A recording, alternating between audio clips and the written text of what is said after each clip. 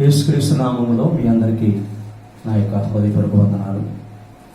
దేవుని స్తోత్రం. మరొకసారి మీతో కలిసి దేవుని యొక్క వాక్యం పంచుకోవడానికి దేవుడే కృప చూపాడు. అందుని బట్టి దేవునికి మహిమ కలుగును కాక.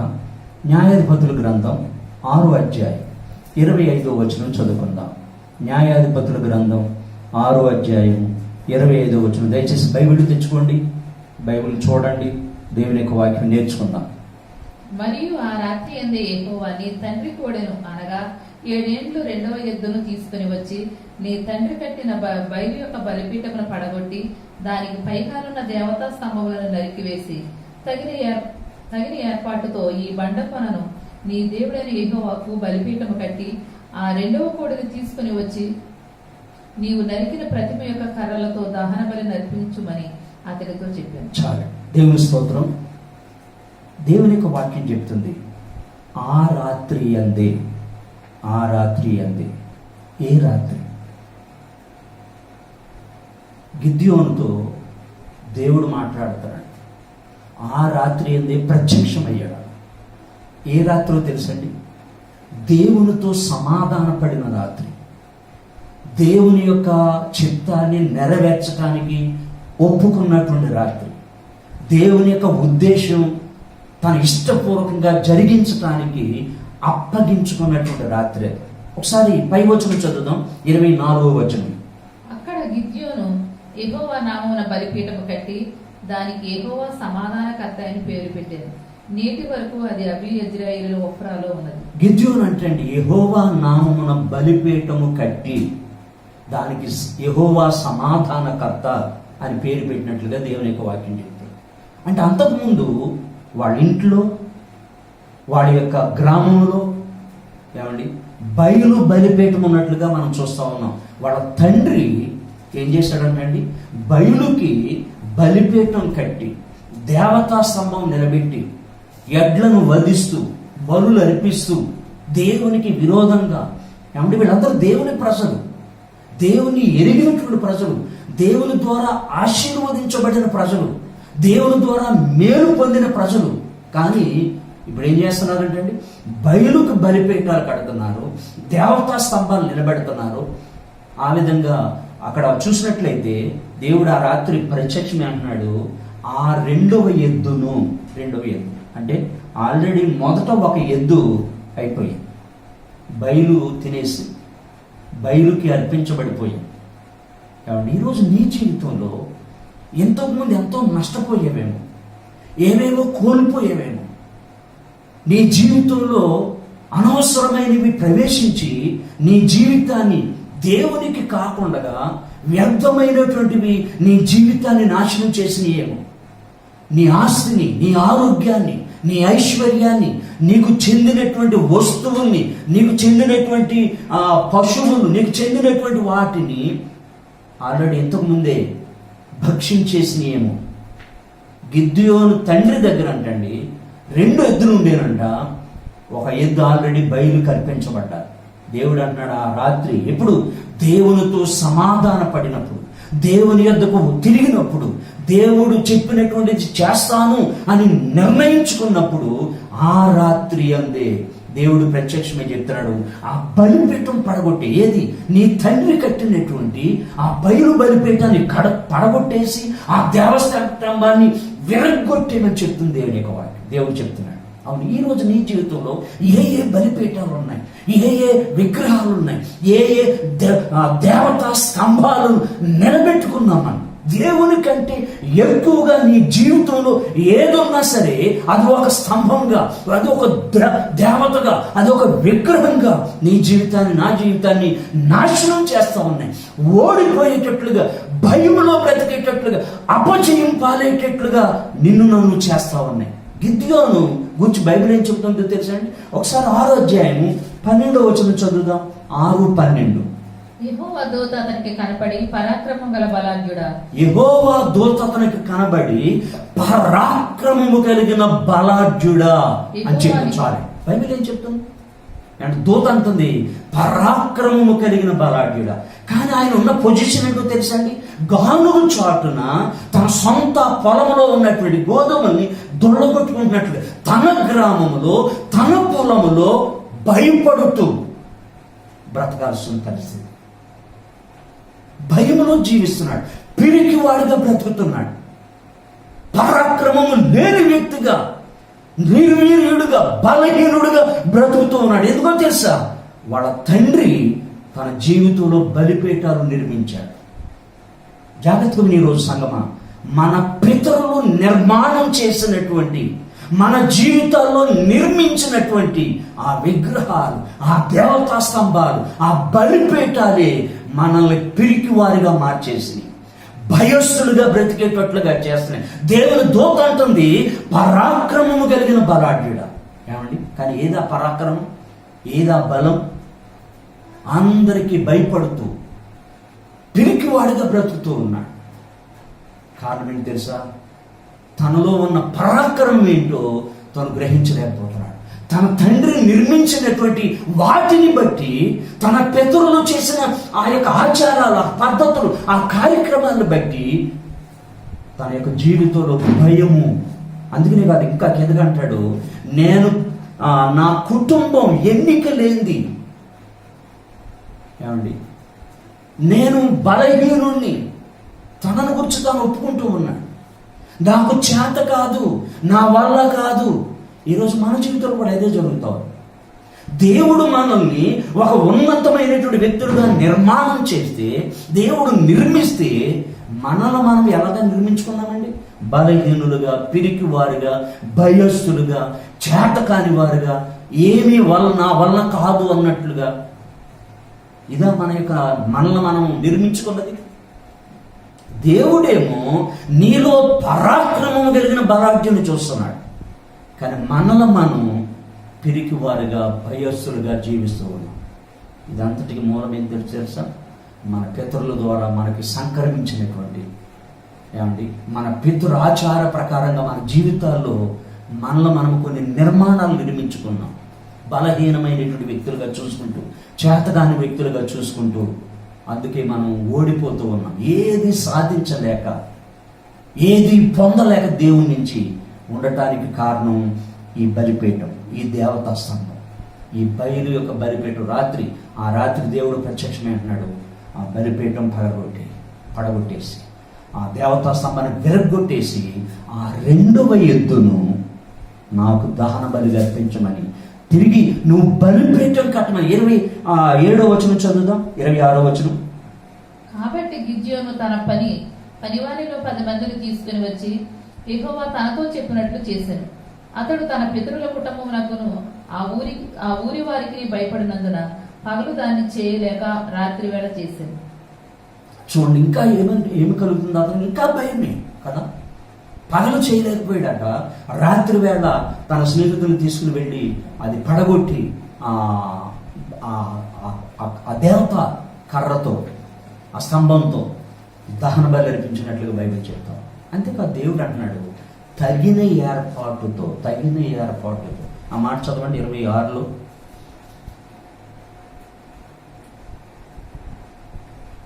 ఆరో అధ్యాయం 26వ వచనం. తగిన ఏర్పాటుతో ఈ బండ కొనను నీ దేవుడని యెహోవాకు బలిపీఠం కట్టి ఆ 2వ కోడెను తీసుకుని వచ్చి. ఏంటండి? తగిన ఏర్పాటుతో ఈ బండ కొనను. ఇంతవరకు తగిన ఏర్పాటు లేదు. ఏవేవో కట్టడాలు మన జీవితాలు, ఏవేవో నిర్మాణాలు మన జీవితాలు, ఏవేవో స్తంభాలు, ఏవేవో బలిపీఠాలు మన జీవితాన్ని ఆక్రమించుకున్న మన పితరుల ద్వారా ఎన్నో నిర్మాణాలు మన జీవితంలోకి వచ్చేసి. కాబట్టి దేవుడు అంటున్నాడు తగిన ఏర్పాటుతో నాకు బలిపీఠాలు కట్ట. ఏంటా తగిన ఏర్పాటు? బైబిల్ ఏం చెప్తుందో చూద్దాం. నిర్గమకాండం 20వ అధ్యాయం 25-26 వచనాలు. నిర్గమకాండం 20వ అధ్యాయం 25-26 వచనాలు. నీవు నాకు రాళ్లతో బలిపీఠం చేయునప్పుడు మలిచిన రాళ్లతో దాన్ని కట్టకూడదు. దానికి ఏ పనిముట్టు తగలనిచ్చిన ఎడల అది అపవిత్రమగును. మరియు నా బలిపీఠం మీద నీ దిగంబరత్వము కనబడకపోయినట్లు మెట్లు మీదుగా దాన్ని ఎక్కకూడదు. దేవుని యొక్క కోరిక ఏంటంటే మానవ ప్రయత్నాలతో, మనుషుల యొక్క జ్ఞానం, మనుషుల యొక్క సామర్థ్యం, మనుషుల యొక్క శక్తి, మనుషుల యొక్క నేర్పరితనంతో, నిపుణతతో మనం ఏం చేసిన దేవుడు ఇష్టపడ్డాడు. మన నేర్పరితనం కాదు దేవునికి కావాల్సింది, మన నైపుణ్యం కాదు దేవునికి కావాల్సింది. యథార్థంగా రావాలి దేవుని. దేవుడు అన్నాడు, తగిన ఏర్పాటుతో నాకు బలిపీఠం కట్టాలి. నీ తెలివితేటలతోటో ఏదో కొత్తగా నిర్మించి అందంగా చక్కగా ఇలాగ మలిచినవి వద్దు. నీ పనిముట్టు దానికి తగలకూడదు, అపవిత్రమైతుంది. కాబట్టి దేవుడు అన్నాడు, మలిచిన రాళ్లతో నాకు బలిపీఠం కట్టదు. సంగమ ఈరోజు మన జీవితాలు మనం ఏవో బలిపీఠాలు దేవుణ్ణి మనము మహిమపరుస్తున్నాం. ఎలా మహిమపరుస్తున్నాం? దేవుని ఆరాధిస్తున్నాం. ఎలాగ ఆరాధిస్తున్నాం? దేవునికి విజ్ఞాపన చేస్తున్నాం. ఎలా విజ్ఞాపన చేస్తున్నాం? దేవునికి అర్పిస్తున్నాం. ఎలాగ పనులు అర్పిస్తున్నాం? దేవుని సేవ చేస్తున్నాం. ఎలా సేవ చేస్తున్నాం? మన జ్ఞానంతో, మన తెలివితేటలతో, మన సామర్థ్యంతో, మనకున్నటువంటి ఆలోచనలతో, ఏమండి, మన బలాన్ని ఉపయోగిస్తున్న అవసరం లేదు దేవునికి. నీ బలము, నీ జ్ఞానము, నీ నిపుణతలు, నీ యొక్క నైపుణ్యాలు దేవునికి అవసరం లేదు. దేవుడు అన్నాడు, మలిచిన రాళ్లతో నువ్వు కట్టవు, తగిన ఏర్పాటుతో కట్టు. దయచేసి దేవుని సేవ, దేవుని పని, దేవుని మహిమపరచడం ఎట్లా చేస్తున్నాము?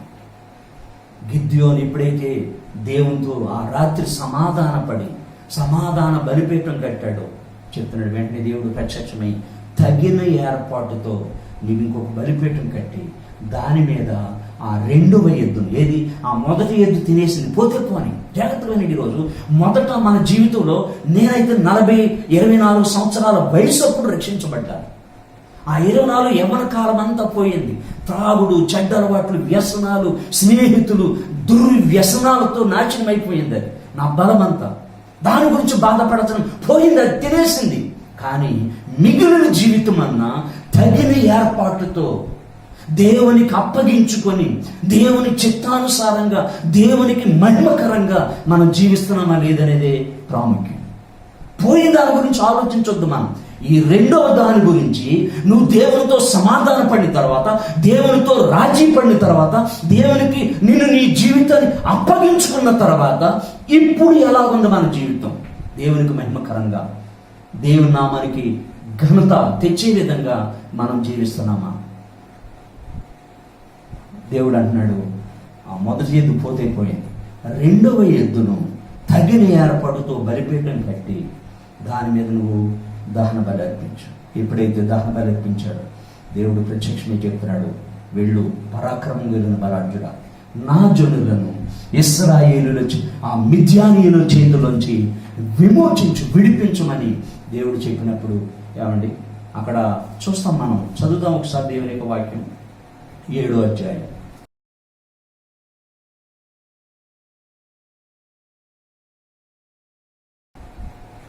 మొదటి వచనం చదువు. అప్పుడు యెరుబ్బయలు అనగా గిద్యోనును అతనితోనున్న జనులందరూ వేకువనే లేచి 6వ రోజు బావి యొద్ద దిగగా లోయలోని మోరే కొండకు ఉత్తరముగా మిద్యానీయులు దండుపాలెము వారికి కనబడింది. యెహోవా నీతో ఉన్న జనులు ఎక్కువ మంది, నేను వారి చేతికి మిద్యానీయులను అప్పగింపతగదు. ఇశ్రాయేలీయులు నా బాహుబలము నాకు రక్షణ కలుగజేసిననుకొని నా మీద అతిశయింతుదురేమో. కాబట్టి నీవు ఎవడు భయపడి బైబిల్ చెప్తా ఉంది, ఎప్పుడైతే దేవునితో సమాధానం పడ్డాడు, తన పితరులు కట్టినటువంటి బలిపీఠాలు, దేవతా స్తంభం అవన్నీ పడగొట్టేసి విరగొట్టేసి, ఏమండి, దేవునికి తన జీవితాన్ని సంపూర్ణంగా సమర్పించుకున్నాడు, నూతనంగా సమర్పించుకున్నాడు. అప్పుడు దేవుడు ప్రత్యక్షమే అన్నాడు, నువ్వు వెళ్ళి ఆ మిద్యానీయుల చేతులను విడిపించుకున్నప్పుడు వాడు వెళ్ళి అదే తర్వాత మనం వీలైతే తర్వాత చూద్దాం. ఒక మాట దేవుని యొక్క వాక్యం చూద్దాం. మొదటి పేతురు పత్రిక 1వ అధ్యాయము 18వ వచనం చదువుదాం. పేతురు రాసిన మొదటి పత్రిక 1వ అధ్యాయము 18వ వచనం. పితృ పారంపర్యమైన మీ వ్యర్థ ప్రవర్తనను విడిచిపెట్టినట్లుగా వెండి బంగారముల వంటి క్షయ వస్తువుల చేత మీరు విమోచింపబడలేదు గాని అమూల్యమైన రక్తము చేత, అనగా నిర్దోషమును నిష్కళంకమునగు గొర్రె పిల్ల వంటి క్రీస్తు రక్తము చేత విమోచింపబడితేరని మీరు ఎరుగుదురు కదా. ఆయన జగత్ పునాది వేయబడక మునిపే నియమింపబడను గాని తన మృతుల్లో నుండి లేపి తనకు మహిమనిచ్చిన దేవుని ఎదుట తన ద్వారా విశ్వాసులైన మీ నిమిత్తము కడవరి కాలమందు ఆయన ప్రత్యక్షపరచబడింది. దేవుని యొక్క వాక్యం చెప్తుంది, పేతురు రాస్తున్నాడు అక్కడ ఉన్నటువంటి సహోదరులకి, పితృపారంపర్యమైన మీ వ్యర్థ ప్రవర్తనను విడిచిపెట్టమని చెప్తూ ఉన్నాడు. వెండి బంగారాల చేత మనం విమోచించబడలేదు, కానీ ఆ మూల్యమైనటువంటి క్రీస్తు రక్తం చేత మనం విమోచించబడ్డాం. అవును, ఈరోజు నీ జీవితంలో మీ పితరులు వచ్చినటువంటి శాపం, మీ పితరుల నుంచి నిర్మించబడిన నిర్మాణాలు, విగ్రహాలు, గృహ దేవతలు, లేకపోతే దేవతా స్తంభాలు, లేకపోతే ఆచారాలు, పద్ధతులు ఏవైతే నీ జీవితంలో నింపుకొని ఉన్నావో వాటన్నిటి నుంచి విమోచించబడాలి. యేసు రక్తం నన్ను విమోచిస్తాడు. పితృపారంపర్యమైన మన వ్యర్థ ప్రవర్తనను వదిలిపెడదాం. ఎప్పుడైతే దేవుడు ఆ రోజు నాతో మాట్లాడి నా జీవితాన్ని మార్చాడు, ఆ చెడ్డ అలవాట్ల నుంచి, చెడ్డ స్నేహితుల నుంచి, చెడు వ్యసనానికి విడిపించయ్యా అని మొరపెట్టినప్పుడు ఆ యేసుక్రీస్తు నా జీవితాన్ని సంపూర్ణంగా విడిపించాడు, నన్ను మార్చాడు. నా జీవితంలో అంతవరకు ఉన్నటువంటి ఎన్నో నిర్మాణాలు ఉన్నాయి, అవన్నీ కొట్టివేయబడ్డాయి. ఆ బలిపీఠాలన్నీ పడగొట్టేసి, ఆ దేవతా స్తంభాలన్నీ నరికి వేసి, అవును, దేవునికి నీకు ఏవైతే అడ్డుగా వస్తున్నాయో అవన్నీ నరికి పడేద్దాం. నీ జీవితంలో ఉన్నటువంటి ఆటంకాలు, దేవుణ్ణి అభ్యంతరపరిచేవి, అది ఎంత గొప్పవైనా సరే వాటన్నిటిని నరికి వేసి ఈ రోజే దేవునికి దహన బలిగా అర్పిద్దాం. నీ జీవితాన్ని సజీవ యాగంగా. అదే పేతురు రాసు 2వ అధ్యాయం చదవండి, 5వ వచనం. 2వ అధ్యాయం 5వ వచనం. యేసుక్రీస్తు ద్వారా దేవునికి అనుకూలములకు ఆత్మ సంబంధమైన బలులు అర్పించుటకు పరిశుద్ధ యాజకులుగా ఉండుటకు మీరు సజీవమైన రాళ్ల వలె ఉండి ఆత్మ సంబంధమైన మందిరముగా కట్టబడుచున్నారు. ఇదండి దేవుడు నన్ను ఆత్మ సంబంధమైన బలులు, నీతియుక్తమైన బలులు, దేవునికి అనుకూలమైన బలులు ఆయన ఇష్టపడతా ఉన్నాడు. ఆయన అంగీకరించడానికి సిద్ధంగా ఉన్నాడు. నువ్వు అర్పిస్తావా? దేవుని యొక్క వాక్యం చేసిన పేతురు అంటున్నాడు, ఆత్మ సంబంధమైన బలులు అర్పించడానికి మనం సజీవమైన రాళ్ల వలె కట్టబడదాం. దేవుని ఈ పాతవన్నీ పడగొడదాం. మన పితరుల నుంచి వచ్చిన పద్ధతులు, మన పితరులు వచ్చిన ఆచారాలు, వ్యవహారాలు, వారి నుంచి నేర్చుకునేవి, లేదా వారు మన జీవితాల్లో నిర్మించిన ఆ నిర్మాణాలన్నీ కూడా నిర్మూలన చేద్దాం. ఈరోజు నిర్మూలన చేసి దేవుని చేత మనం కట్టబడదాం. ఆత్మ సంబంధమైన మందిరాలుగా, దేవుడు అనుకూలం, దేవుడు ఇష్టపడేటువంటి, దేవుడు మెచ్చేటువంటి అర్పణలు మనం అర్పిద్దాం దేవునికి. అటువంటి యాగంగా, సజీవ యాగంగా మన జీవితాన్ని సమర్పించుకుందాం. వ్యర్థమైన ప్రవర్తనను వదిలిపెట్టి దేవునికి ఇష్టానుసారంగా మనం జీవిద్దాం.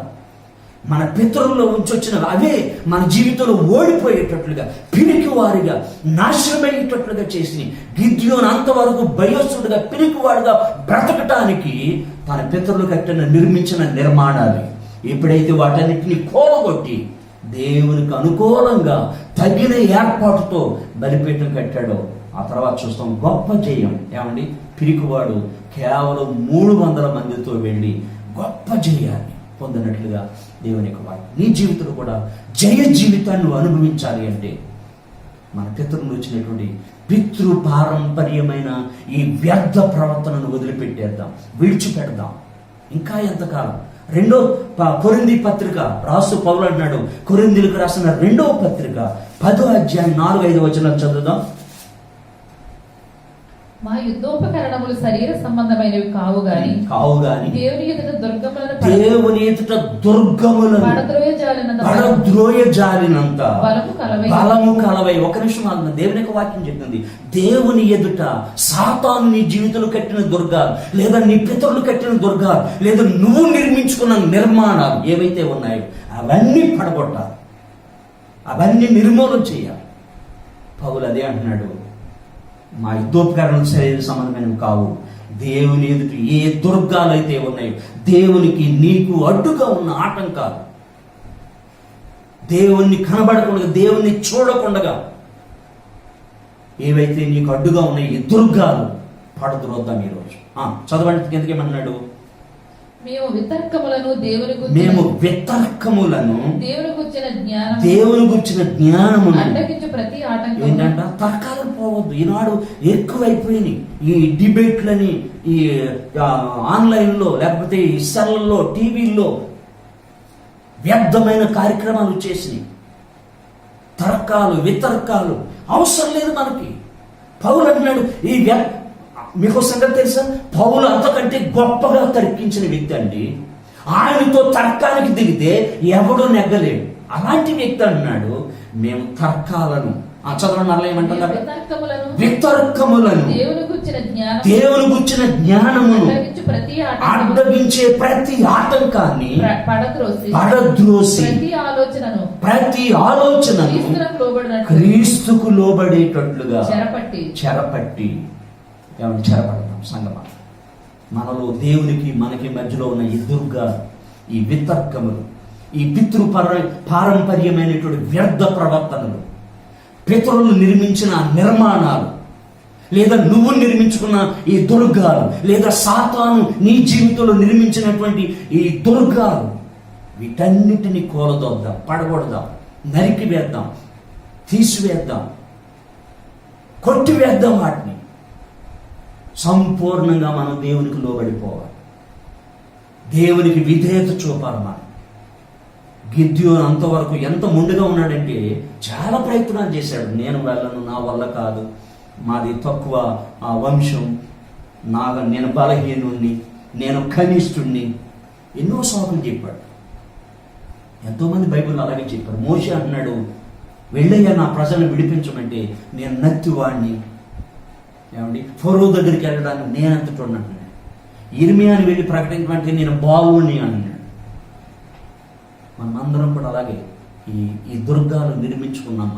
మన విషయం పితరులు నిర్మించిన నిర్మాణాలు, నువ్వు నేను నిర్మించుకున్నటువంటి ఈ దుర్గా, లేదా సాతాను దేవునికి మనకు అడ్డుగా ఉన్నటువంటి ఈ దుర్గాలన్నీ కూడా పడద్రోసి మనం తగిన ఏర్పాటుతో ఒక సమాధాన బలిపీఠం కడదాం.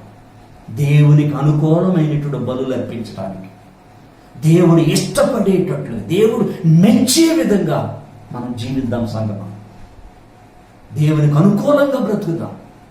మన ఆలోచనలతో జీవించొద్దు. దేవుడు ఏదైతే నీ నుంచి నా నుంచి ఎదురు చూస్తున్నాడో అలాంటి జీవితాన్ని మనం జీవించాలి. చదువుదాం ఇర్మియా గ్రంథం 9వ అధ్యాయం, ఇర్మియా 9:14.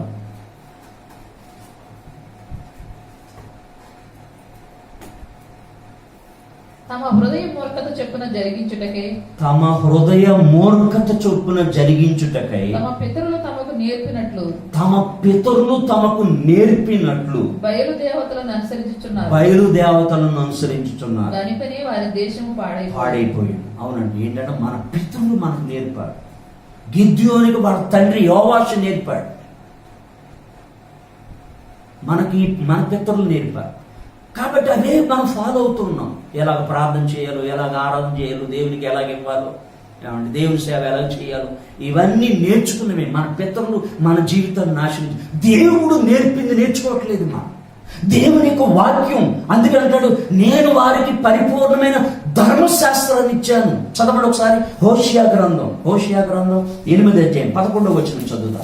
హోషియా గ్రంథం 8వ అధ్యాయం 11వ వచనం. ఎఫ్రాయిము పాపమునకు ఆధారమగు బలిపీఠములు ఎన్నెన్నో కట్టెను. అతడు పాపము చేయుటకు అవి ఆధారములాయెను. నేను అతని కొరకు నా ధర్మశాస్త్రమును పరిపూర్ణముగా వ్రాయించి నియమించినను వాటిని అతడు అన్యములుగా ఎంచెను. ఏంటంట? ఎఫ్రాయిం అంటండి బలిపీఠాలు కట్టాడంట, ఎన్నెన్నో కట్టాడు. పాపమునకు ఆధారమైన బలిపీఠ. ఈనాడు మన క్రైస్తవ సంఘం, సార్వత్రిక సంఘం కూడా దేవుని పిల్లలమని చెప్పుకుంటూ ఉన్నాం, కానీ పాపానికి ఆధారములైన బలిపీఠాలు ఎన్నో మన జీవితాలు. అవే మనం నాశనం చేస్తా ఉన్నాయి, అవే మనల్ని ఓడిపోయేటట్లుగా చేస్తా ఉన్నాయి. ఎదగకుండా, అభివృద్ధి చెందకుండా, వర్ధిల్లకుండా ఈ బలిపీఠాలే మనల్ని నాశనం చేస్తున్నాయి. కాబట్టి ఈరోజు పరిశుద్ధాత్ముడు మనతో మాట్లాడుతున్నాడు. పడకూడదాం, వాటిని నాశనం చేద్దాం, నిర్మూలన చేద్దాం. 10వ అధ్యాయం, అదే హోషియా గ్రంథం 10వ అధ్యాయం 1వ వచనం చదవండి. ఇశ్రాయేలు విస్తారంగా వ్యాపించిన ద్రాక్ష చెట్టుతో సమానం. వారు ఫలము ఫలించిరి. ఫలము ఫలించిన కొలది వారి బలిపీఠములను మరి విశేషంగా కట్టుకున్నారు. తమ భూమి ఫలవంతమైన భూమి ఫలవంతమైన కొలది వారు తమ దేవతా స్తంభములను విశేషముగా కట్టుకుంటూ ఉన్నారు. ఏంటంటే ఫలము దేవుడిని ఆశీర్వదించాడు, దేవుడికి ఉద్యోగం ఇచ్చాడు, దేవుడికి వ్యాపారం ఇచ్చాడు, దేవుడికి మంచి పని ఇచ్చాడు, దేవుడు మంచి కుటుంబాన్ని ఇచ్చాడు, ఎన్నో ఎన్నో ఇచ్చాడు దేవుడిని. మనం ఫలించిన కొలది ఎలాగ జీవిస్తున్నాము? ఇశ్రాయేలీయులు అంటండి, ఫలములు ఫలించిన కొలది ఎన్నెన్నో బలిపీఠాలు వాళ్ళ జీవితంలో దేవుణ్ణి విసర్జించేశారు. అనవసరమైన అన్నీ కూడా వారి జీవితంలో వ్యర్థమైన ఆచారాలు, వ్యర్థమైన ప్రవర్తనలు, వ్యర్థమైన కార్యక్రమాలన్నీ ఈనాడు మన జీవితంలోకి వచ్చేసినాయి. దేవుడు అంటున్నాడు ఈరోజు, పరిశుద్ధాత్ముడు చెప్తున్నాడు ఈరోజు, వాటన్నింటినీ నాశనం చేసి సమూలంగా నిర్మూలన చేసేసి అనుకూలంగా నాకు ఒక బలిపీఠం కట్టు, సమాధాన బలిపీఠం కట్టు, నేను అంగీకరించేటువంటి బలిపీఠాలు మీ జీవితంలో నిర్మించి సజీవ యాగంగా మీ జీవితాలను నాకు సమర్పించమని దేవుడు కోరుతున్నాడు. ఇష్టపడతావా? మొదటి రాజుల గ్రంథంలో చదవకలేదు, తెలిసింది కదండి. 18వ అధ్యాయము 30వ వచనంలో ఏలి అంటండి, అక్కడ వాడు కూడా దేవుని బలిపీఠాన్ని పడగొట్టేశారండి. బయలు దేవతలకి బలిపీఠాలు పట్టుకుని ఇష్టానుసారంగా జీవిస్తూ ఉంటే రోషం కలిగిన ఏలియా వాడికి సవాల్ చేశాడు, ఎంతకాలం 2 మనసులు కలిగి ఉంటారు మీరు? ద్విమనస్కులుగా ఎంతకాలం బ్రతుకుతారు? యెహోవా దేవుడైతే ఆయన్ని అనుసరించండి, బయలు దేవుడైతే వాణ్ణి అనుసరించండి అని చెప్పి సవాల్ చేశాడు. ఏం చేయలేకపోయాడు. అప్పుడు వచ్చాక బైబిల్ చెప్తుంది కదండి 30వ వచనంలో, క్రింద పడద్రోయబడిన బలిపీఠములను బాగు చేసి. అవును, ఈరోజు నీ జీవితంలో క్రింద పడద్రోయబడిన దేవుని బలిపీఠాలు మనం తిరిగి కడదాం. మన పితరుల నుండి సాతాను మన జీవితాల్లో నిర్మించిన ఈ నిర్మాణాలన్నీ నిర్మూలన చేద్దాం. కింద పడద్రోయబడిన దేవుని బలిపీఠాలు కట్టుకొని దేవునికి మహిమకరంగా, అనేక మందికి ఆశీర్వాదకరంగా మనం జీవించాలనేదే దేవుని చిత్తమే. చివరికి ఒక మాట చదువుకుందాం. అపోస్తుల కార్యములు 15వ అధ్యాయం 17వ వచనం. అపోస్తుల కార్యములు 15:17.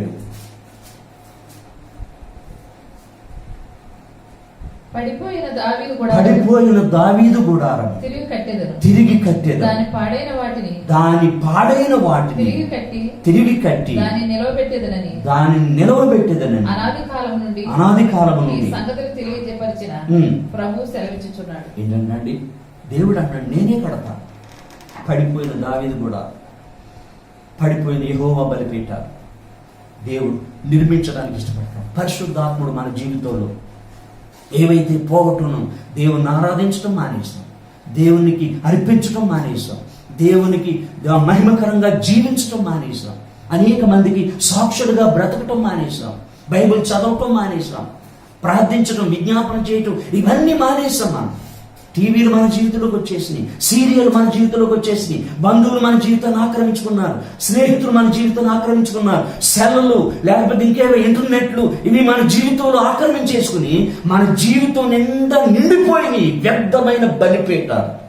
వీటిని పడగొట్టి తగిన ఏర్పాటుతో మరలా తిరిగి దేవునికి దావీదు యొక్క గుడారం, దావీదు గుడారంలో ఆరాధన ఉంటుంది, దావీదు గుడారంలో స్తుతి ఉంటుంది, దావీదు గుడారంలో దహనం బలులు అర్పించడం ఉంటుంది, దావీదు గుడారంలో మేలులు ఉంటాయి, దావీదు గుడారంలో సత్కార్యాలు ఉంటాయి, దావీదు గుడారంలో విజ్ఞాపన ఉంటుంది, దావీదు గుడారంలో స్నేహం ఉంటుంది, దావీదు గుడారంలో సహవాసం ఉంటుంది. ఇవన్నీ కూడా తిరిగి పునరుద్ధరించుకుందాం. ఆ విధంగా పడిపోయిన దేవుని బలిపీఠాన్ని తిరిగి బాగు చేసుకుని ఈ వ్యర్థమైనటువంటి పితృ పారంపర్యంగా వచ్చిన ఈ పద్ధతులన్నీ వెరగొట్టేసి నాశనం చేసి దేవునికి మహిమకరంగా జీవించడాగున దేవుడు సహాయం చేయనుగా. పరిశుద్ధుల మీ వందనాలు, స్తోత్రాలు నాయన. విన్న వాక్యాన్ని అందరి హృదయాలు ఫలింప చేయండి. అవును నాయన, వ్యర్థమైనవి మా జీవితాన్ని ఆక్రమించేసి ఎన్నెన్నో ఎఫ్రాయిములాగా బలిపీఠాలు ఎన్నెన్నో విశేషముగా కడుతూ ఉన్నాం. మా జీవితాన్ని ఎన్నెన్నో ఆక్రమించేసి నాయన నిన్ను విసర్జించేశాం, నీ పనిని, నీ రాజ్య సువార్తను పక్కన పెట్టేశాం. మమ్మల్ని క్షమించేయ.